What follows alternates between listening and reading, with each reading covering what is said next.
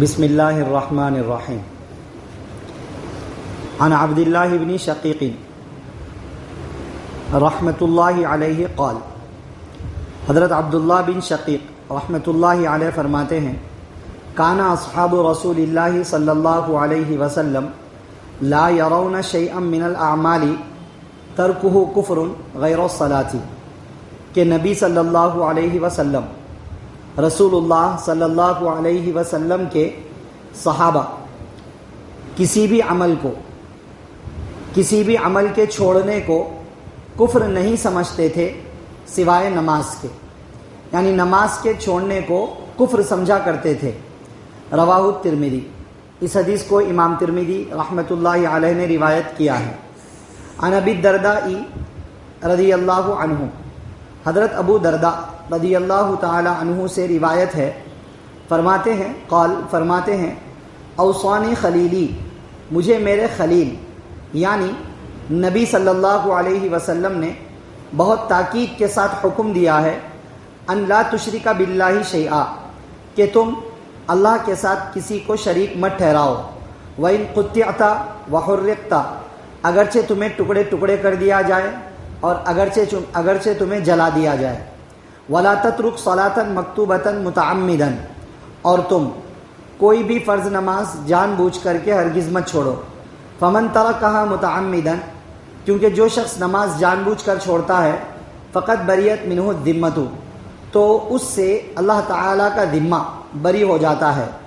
وَلَا تَشْرَبِ الْخَمْرَ، اور شراب مت پیو، فَإِنَّهَا مِفْتَاحُ كُلِّ شَرٍّ، کیونکہ شراب ہر برائی کی کنجی ہے، ہر برائی کو کھولنے والی چیز ہے۔ رواہ ابن ماجہ، اس حدیث کو ابن ماجہ رحمۃ اللہ علیہ نے روایت کیا ہے۔ آج کے درس حدیث میں دو حدیثیں پڑھی گئی ہیں، دونوں حدیثوں میں نماز کی اہمیت بتلانا مقصود ہے۔ پہلی حدیث میں کہا گیا کہ صحابہ کرام رضی اللہ عنہم نماز کے چھوڑنے کو کفر سمجھا کرتے تھے، کفر یعنی نماز کے چھوڑنے کی وجہ سے آدمی کافر ہو جائے گا، جیسا کہ کچھ دن پہلے درس حدیث میں یہ حدیث آ چکی تھی کہ آپ صلی اللہ علیہ وسلم نے خود اپنے ورڈز میں یہ بات ارشاد فرمائی کہ جو شخص بھی جان بوجھ کر نماز چھوڑے گا تو وہ کافر ہو گیا۔ بندے کے اور کفر کے درمیان میں نماز کے چھوڑنے کا فرق ہے، وہاں مطلب بتایا گیا۔ تو صحابہ کرام رضی اللہ عنہم بھی جان بوجھ کر نماز چھوڑنے کو کفر سمجھا کرتے تھے، مانے جان بوجھ کر نماز چھوڑنے والا کافر ہو جاتا ہے ایسا سمجھتے تھے۔ کیا مطلب اس کا مطلب بتایا گیا تھا، جس کا خلاصہ یہ ہے کہ جان بوجھ کر نماز چھوڑنا کفر ہے، یعنی کافروں جیسا عمل ہے۔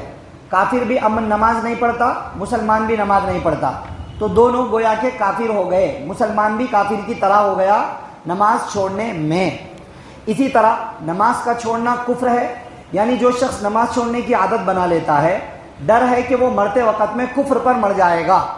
اسی طرح نماز کا چھوڑنا کفر ہے کا مطلب نماز کا چھوڑنا یعنی نماز کا انکار کرنا، نماز کے فرض ہونے کا انکار کر دینا، میں نماز کو نہیں مانتا یوں کہنا، تو وہ تو حقیقت کا کفر ہے، ویسا کہنے سے بندہ حقیقت کا کافر ہو جاتا ہے۔ تو خیر، یہ بات سمجھنے کی ہے، اندازہ کرنے کی ہے کہ یہ نماز چھوڑنا ایسا عمل ہے جو بندے کو کفر تک پہنچا دیتا ہے، اس لیے نماز نہیں چھوڑنی چاہیے، پہلی حدیث۔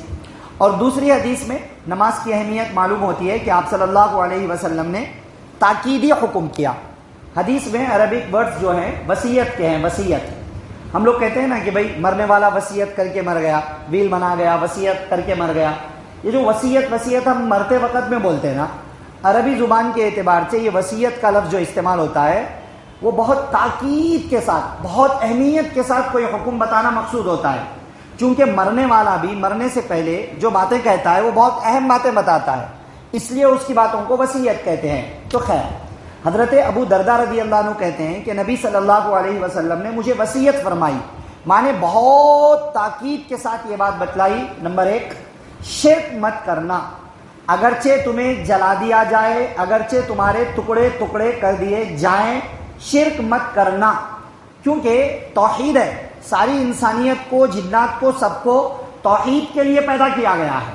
اگر کوئی ایک اللہ کی عبادت چھوڑ کر غیر اللہ کی عبادت کرے، اللہ کے علاوہ کو مختار کل سمجھے، اللہ کے علاوہ کے بارے میں یہ سمجھے کہ انہیں سارے لوگوں کے سارے احوال کا علم ہوتا ہے، خبر ہوتی ہے، یہ سمجھے کہ دنیا میں تصرف اللہ کے علاوہ بھی کرتے ہیں، یہ شرک ہے سب، یہ بندے کو ایمان سے ختم کر کے شرک میں ڈالنے والی چیزیں ہیں۔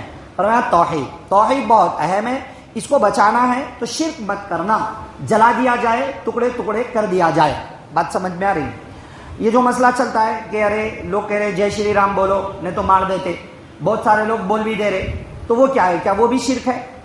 تو اصل تو ایمان اور شرک کا تعلق دل سے ہے۔ اصل اگر عقیدہ ہے کہ اللہ کے علاوہ کی بھی عبادت کرنا جائز ہے، عقیدہ اللہ کے علاوہ کی بھی عبادت کرنا جائز ہے، تو وہ گیا شرک میں مبتلا ہو گیا، چاہے زبان سے کلمہ پڑھے، چاہے زبان سے کلمہ پڑھے، مگر عقیدہ وہ ہے تو وہ مشرک ہو گیا۔ بات سمجھ میں آ رہی ہے؟ اسی طرح شرک کا تعلق، ایمان کا تعلق عقیدے سے ہے۔ اب اگر کوئی شخص مشکل میں پھنس گیا، کوئی اس کو گن پوائنٹ پہ رکھا یا جان لینے کے واسطے کھڑا ہوا ہے، بول رہا کہ جے شری رام بول، اور وہ بندہ نہیں بولنا چاہ رہا، اس کے عقیدے میں صرف اللہ ہے، عقیدے میں صرف اللہ ہے، توحید ہے، کوئی شرک نہیں کرنا چاہ رہا، مگر جان بچانے کے لیے بول دیا، تو کیا مشرک ہو جائے گا محض الفاظ بولنے سے؟ تو وہاں پر دیکھی جائے گی سچویشن کیسی ہے۔ اگر ایسی ہے کہ واقعتاً وہ نہیں بولے گا تو مار دیں گے اور بولے گا تو چھوڑ دیں گے، اگر ایسی ہے تو پھر کلمہ شرک کہنے کی اجازت ہے، خوشی سے نہیں، مجبوری والا، مگر وہ بندہ مشرک نہیں شمار کیا جائے گا، ایمان والا ہی ہوگا۔ قرآن میں بھی اس کا تذکرہ موجود ہے۔ لیکن اگر سچویشن ایسی ہو کہ وہ لڑ کے اپنے آپ کو بچا سکتا ہے، لڑ سکتا ہے، بچا سکتا ہے، دو ہی لوگ آئے ہیں اور ایک بندہ ہے طاقت والا ہے، لڑ کے ان کو ختم کر سکتا ہے، تو پھر زبان سے نہیں کہنا ہے جے شری رام، اب لڑو، اب لڑو، مارو، جان لو، تاکہ دوسروں پر بھی ہیبت بیٹھے، پھر کوئی کسی کو ڈرا نہیں پائے گا۔ اور دوسرا ہے کہ اب لڑتے لڑتے اگر مر بھی گئے تو شہید قرار دیے جائیں گے، یہ۔ اور اگر یہ یقین ہے کہ نہیں بولیں گے تو مار دیں گے، لیکن بولیں گے تو بھی مار دیں گے، بات سمجھ رہے؟ نہیں بولیں گے تو مار دیں گے اور بولیں گے تو بھی مار دیں گے۔ اگر سچویشن ایسی ہے تو آپ صلی اللہ علیہ وسلم فرماتے ہیں اسی سچویشن کے بارے میں کہ جلا دیا جائے تب بھی، تمہیں ٹکڑے ٹکڑے کر دیا جائے تب بھی شرک مت کرو۔ عقیدے سے تو نہیں کرنا ہے، زبان سے بھی مت کرو اس ٹائم پہ، کیونکہ بچنا ہے ہی نہیں۔ جب بچنا ہے ہی نہیں تو شرک پر کیوں ہے؟ توحید پر مارنا چاہیے۔ خیر، دوسری چیز، نماز جان بوجھ کر مت چھوڑو۔ جو جان بوجھ کر نماز چھوڑتا ہے ذمہ اس سے بری ہو گیا۔ ذمہ بری ہو گیا کیا مطلب؟ جو بندہ بھی ایمان والا ہوتا ہے نا، اللہ نے اس کی حفاظت کا، اس کو ایمان پر خاتمے کا، اس کو ایمان پر خاتمے کا اللہ نے خود ذمہ لیا ہوا ہے کہ جو کلمہ پڑھ لیا، ایمان والا ہے، ایمان میں داخل ہو گیا، تو اللہ نے ذمہ لیا کہ اس کو ایمان پر خاتمہ دیں گے، مگر تب جب عمل میں جڑا رہے۔ اگر نماز چھوڑ رہا ہے جان بوجھ کر، ذمہ بری، مانے اب اللہ نے کوئی ذمہ اس کے حق میں نہیں لے رکھا ہے کہ مرتے وقت میں ایمان پر مرے گا، کفر پر، شرک پر، کسی بھی طرح مر سکتا ہے، ڈرنے کی بات ہے۔ تیسری چیز، شراب مت پیو، کیونکہ شراب ہر برائی کی کنجی ہے۔ شراب پینے کی وجہ سے بہت سارے گناہ وجود میں آتے ہیں۔ ایک، حرام چیز کو حلال سمجھا، شراب پینے کا مطلب حرام چیز کو حلال سمجھا۔ ہر برائی کی کنجی شراب پینا کیسا ہے؟ بات سمجھ رہے نا؟ ہر برائی کی کنجی۔ تو اس شراب پینے والے نے جب شراب پی لیا تو اس کا مطلب یہ ہوا کہ وہ حرام کو حلال سمجھتا ہے۔ تو اب جتنے حرام ہیں گویا کہ سب کو حلال سمجھ بیٹھا، گویا کہ، کیونکہ ایک حرام کو اختیار کر لینا مطلب میرے نزدیک حرام سے بچنے کی کوئی ویلیو نہیں ہے، نہیں بچوں گا میں حرام سے، چاہے شراب ہو یا کچھ اور، یہ مطلب ہے۔ اسی طرح دوسرا مطلب یہ بھی ہے کہ شراب پینے کی وجہ سے بندہ بہک جاتا ہے، اب بہک کے ناجائز باتیں بھی کہہ دیتا ہے، ناجائز حرکتیں بھی کر دیتا ہے، لڑائی جھگڑا بھی کرتا ہے، گالی گلوچ بھی کرتا ہے، طرح طرح کے گناہ اور برائیاں انجام دیتا چلا جاتا ہے۔ اس لیے کہا شراب ہر برائی کی کنجی ہے۔ اسی طرح شراب کی جس کو لت لگ جاتی ہے، شراب کی جس کو بیماری پڑ جاتی ہے، تو وہ دماغ کے اعتبار سے تو آؤٹ ہوتا ہی ہے، اور دماغی اعتبار سے جب بندہ کنٹرول میں نہ ہو، صحیح غلط کی تمیز بھول جاتا ہے، اچھائی برائی کی تمیز بھول جاتا ہے، جائز ناجائز کی تمیز بھول جاتا ہے، اب اس کے بعد کتنے گناہ کرے گا کوئی حد نہیں ہے اس کی۔ اس لیے کہا شراب مت پیو، کیونکہ شراب ہر برائی کی کنجی ہے۔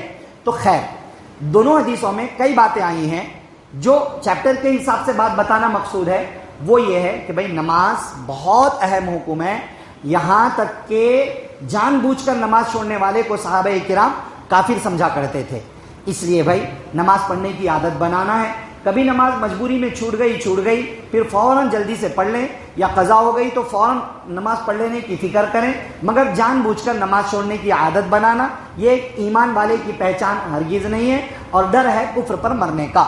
اس لیے دعا فرمائیے اللہ تعالیٰ مجھے، آپ کو، سب کو، ہمارے دوست و احباب کو، سب کو، سارے ایمان والے بھائیوں اور بہنوں کو نمازوں کا خاص طور سے اہتمام کرنے کی، اور اس کے علاوہ ہر کسی کو شرک سے بچ کر، شراب اور تمام گناہوں سے بچ کر ایمان پر، توحید پر خاتمے کی توفیق نصیب فرمائے، آمین۔ سبحان اللہ و بحمدہ، سبحانک اللہم و بحمدک، ونشہد ان لا الہ الا انت، نستغفرک و نتوب الیک۔